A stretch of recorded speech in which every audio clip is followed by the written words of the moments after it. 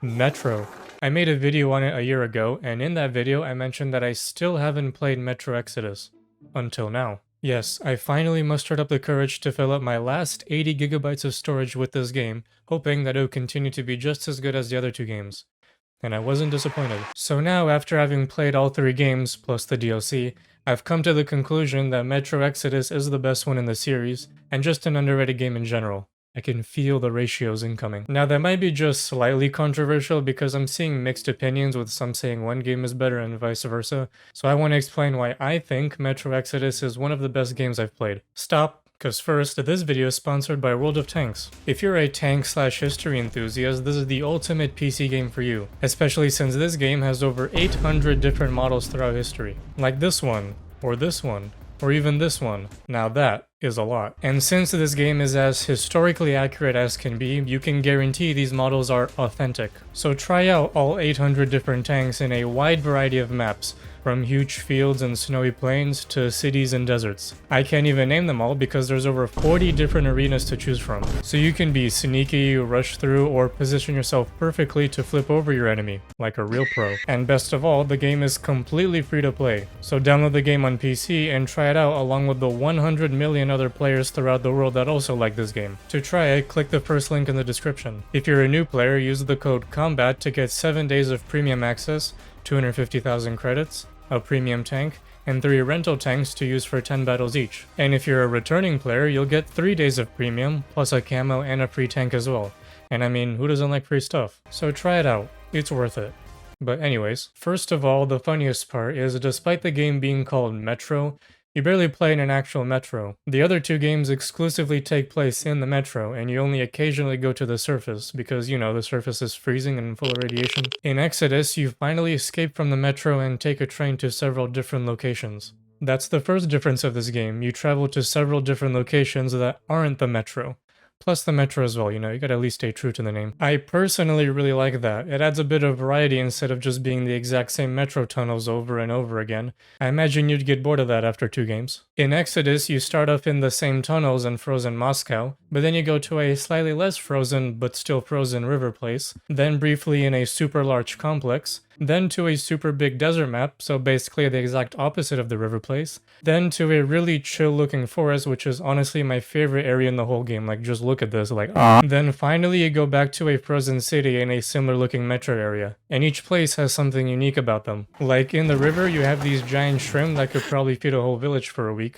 In the desert you have underground spiders and basically zombies. I'm sure they have an official name, but I don't care, they look and act like zombies, minus the running like a dog part. In the forest you have Giga Bear, still not as big as Winnie the Pooh though. And in the frozen city you have water worms and Giga Gorilla, blind edition. Truly the apex predator. At least those were the notable ones. There's actually a lot of different enemies, including the return of Floating Ball, who only appears in one segment, and never again. This is again some variety because in the first 2 games it was only the generic mutants, the demons on the surface, and the dark ones, also known as goofy-ass Slenderman. I was actually surprised I didn't see any dark ones in Exodus. I mean, I guess it makes sense since you RKO'd them with a tactical nuke in Last Light, but I've read that you can catch glimpses of them in the frozen city. Of course I didn't, but you know, skill issue. And you know, since this is still supposed to be somewhat of a horror game, these enemies can actually be kind of scary. Keeping your light on the spiders while moving, kinda unnerving. Encountering the zombies at night in a dark place, kinda spooky. Silently moving around the blind monkeys, way too scary. Of course, there's times with no enemies and you're just moving around in a super eerie dark tunnel. Now that is peak horror. You may have noticed that I've been saying map instead of segment. If you didn't notice that, pay attention. That's because Exodus is actually open world. Not 100% open world because there are linear segments throughout the game, but for the most part, it's open world. So those several locations I mentioned, you can explore every little area for loot.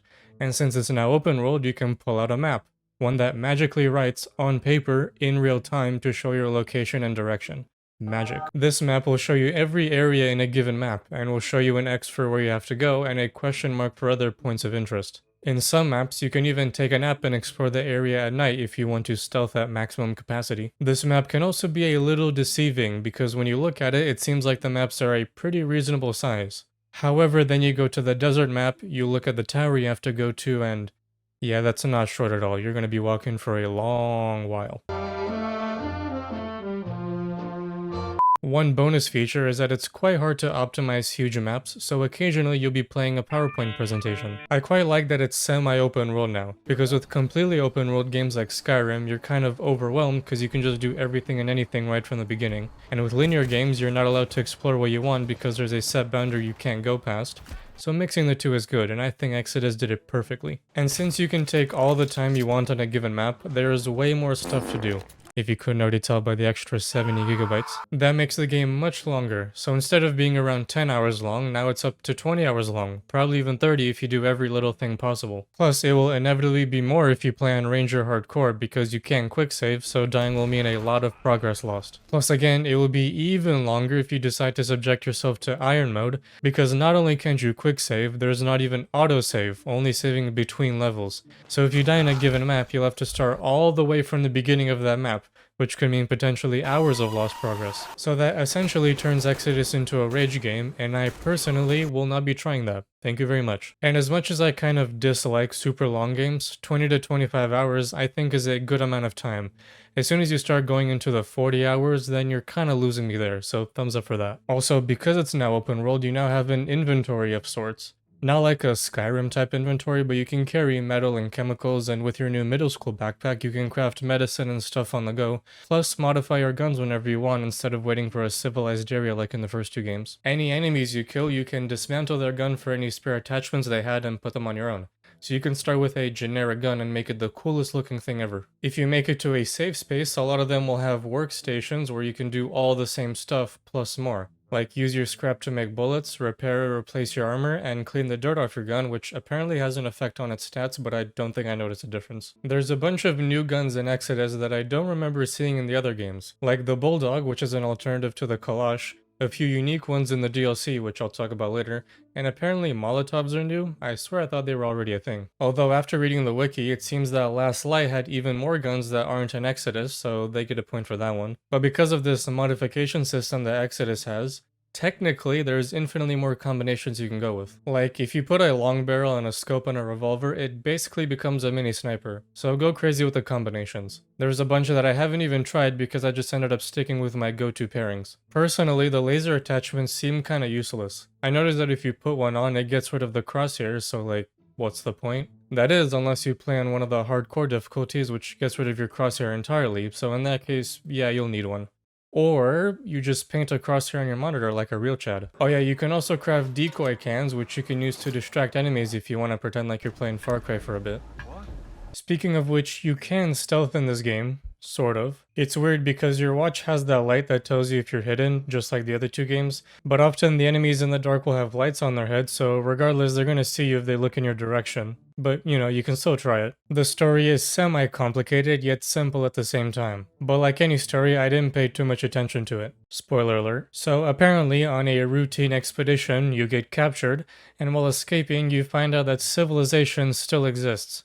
Kind of. So when bringing the news, Miller forms a team, you steal a whole train from this group, and you head for the army's headquarters, which you assume still exists. But when you get there, it turns out the place has been taken over by cannibals and you've been jebaited. So when you escape, instead of returning to the metro, your group wants to find a good place to settle down in. So you find the maps and you explore one of these potential areas, after you almost drown, but you know. Get good, RTM. However, Anna, who's your wife, ends up having some condition, and unfortunately the medicine for it is back in the frozen city. One that's so radioactive your vision becomes TV static. You do end up finding the medicine at the cost of Miller, who took in too many radios, so you find an actual good spot to settle and settle for good.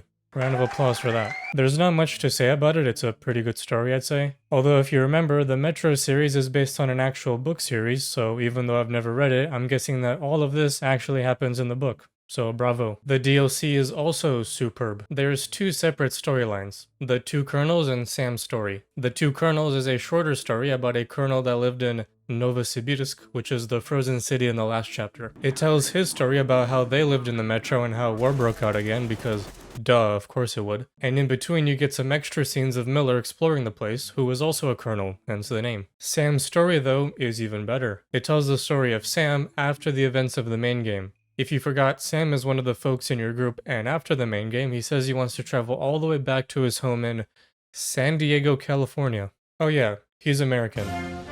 You can immediately tell who he is in game because everyone else speaks in Russian accents, except for him. Damn, the sun is having a ball today. Okay, set up the perimeter. This DLC is almost 4 hours long because it's essentially the same as a whole nother chapter with an open world map. You make it to this smaller city and find this group that happens to have a whole submarine with them. Oh, and they are led by another American that goes by the very complicated name, Tom. And throughout this whole chapter, you do several things to go find one of the fuel rods to power the submarine so you can make it all the way from Russia to California. Because I don't know how the f else you're gonna cross all that water. This DLC has some new things. It has 2 new guns, a new pistol, and a new rifle, which IMO are much better than their counterparts. At least I like them more, I don't know if they're actually better. There's also some new enemies. There's a mini-boss that just looks like another mutant dog. Boring. And another spider that has electrical abilities like Cole from Infamous. They're a cool enemy because they can disrupt anything electrical around you, such as lights. And as you know, if the lights go out, the regular spiders come out, so you want to make sure that they're dead. I will say it occasionally gets annoying though. So anyways, those were just my thoughts. I'm aware that those were just surface level things that anyone can notice, but they're also the exact reason why I like this game, so I had to mention them. I recommend you also try out the whole Metro series. If you can. If you got a laptop from 1990, then you might want to wait a little bit. But to end this, I'll show you another short montage of clips that happened while I was playing. Start. Hey, don't call on my face. The one thing I know about this Metro is that, We'll move to Polis. Not us. Then who? I was gonna say the one thing I know... Shut the f*** up. Okay, the one thing... Oh my... Okay, maybe not. Maybe accessibility? No tinnitus sounds. You came for her. You ugly look... Yeet. There we go. Okay, I thought I was about to fall. If you get closer, I'll distract them while you rescue the old man. Where? Really? Oh, what is that? Okay, flashbang. Oh, damn. That audio didn't sound right.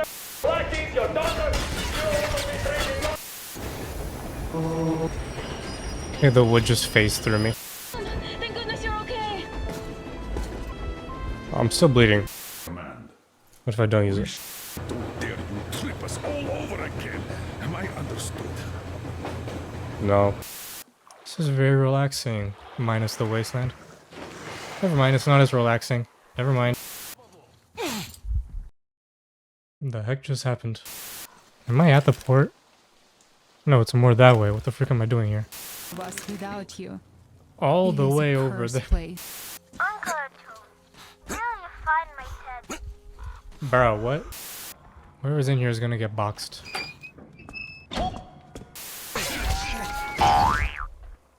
He just flew up.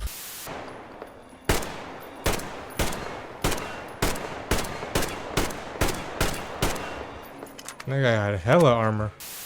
Actually, wait, can you craft ammo? No? That's lit. Hot, get dodged, bitch. Ouch.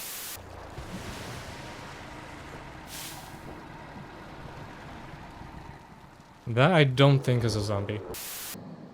Hey, this is the book that this game is written about. Should I be worried about that?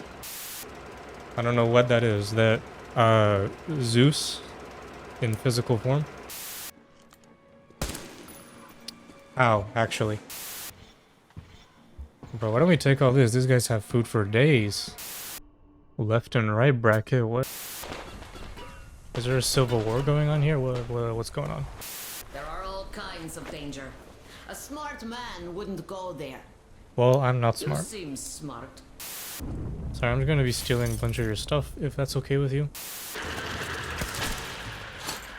Just push me down here.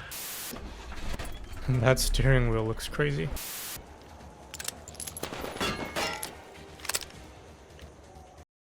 Don't tell me the game crashed.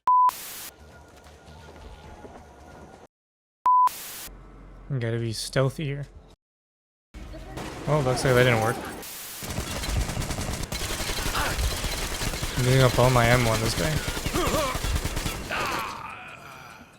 I don't think he can die. Oh, I don't think that should be right. Just pieces of glass just floating, you know. Good luck, and try not to kill anyone but the oilmen, alright? No guarantees.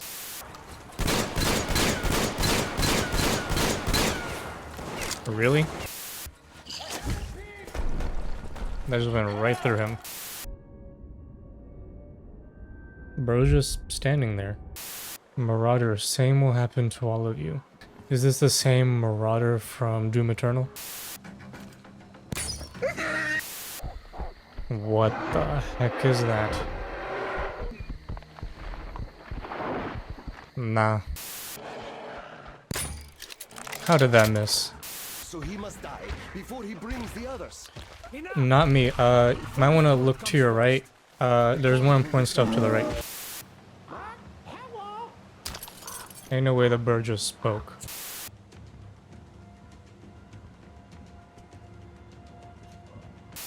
And then how does one get across? Can I have a grappling hook? Can I become Spider-Man? Take that. That didn't do anything. Oh, here we go again. Super polished. You're always right, Admiral Sir. Yeah, he lost it. Might want to get that checked out. Oh, hello.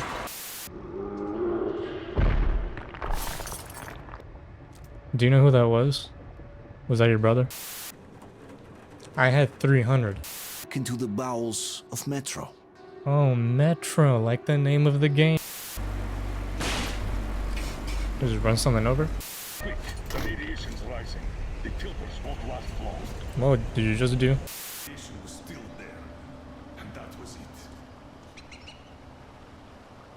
Smallest New York rat.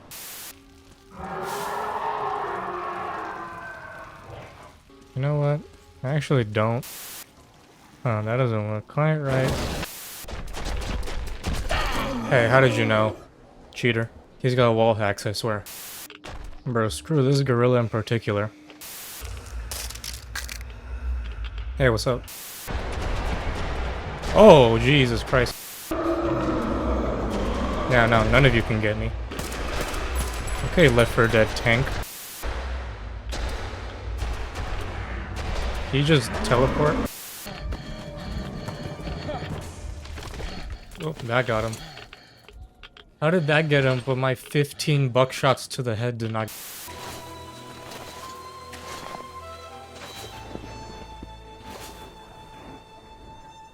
Yeah, don't look at the car, by the way. Got much time. Why are you looking at me like that? This guy doing the limbo over here.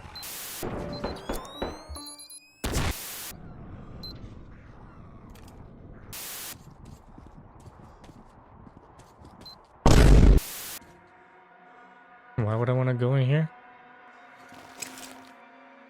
I don't. I will attempt to go in here.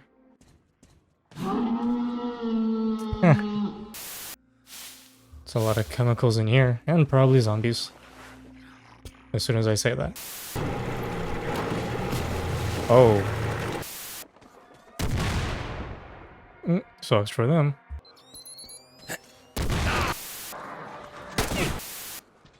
I already know something's gonna happen throughout here. Yep. Also, your magazine is clipping in your stomach. Just hope you know.